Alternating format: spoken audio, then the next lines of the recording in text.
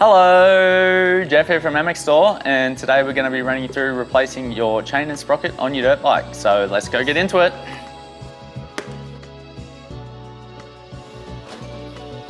Your chain and sprockets are the key component to the drive of your dirt bike, so it's important to ensure they're in good shape and regularly replaced. First thing you'll want to do is grab your tools.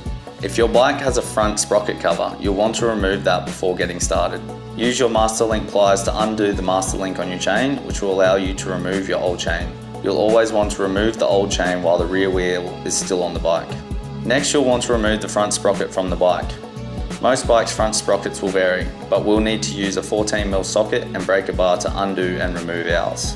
Clean up the countershaft area, then you can install your new front sprocket and tighten her up.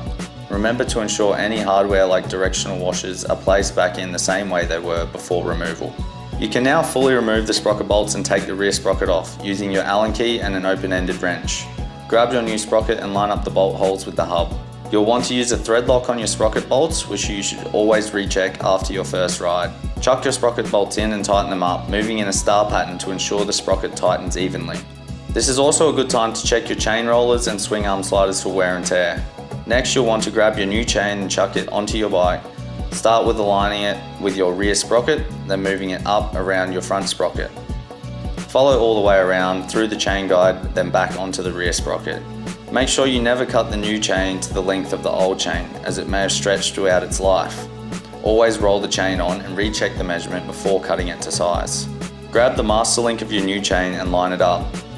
You will need to adjust the wheel to a position on the swing arm using the chain adjusters to get the required length for the correct chain adjustment. O-ring and X-ring chains will require you to install the O-rings in the Master Link.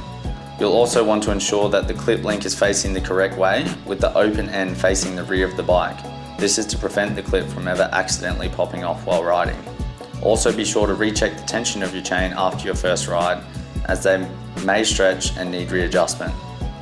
Here at MXstore, we stock a huge range of front sprockets, rear sprockets and chains, which can be purchased individually or in pre-made kits. Jump online at mxstore.com.au and use the parts finder to find the ones for your bike today.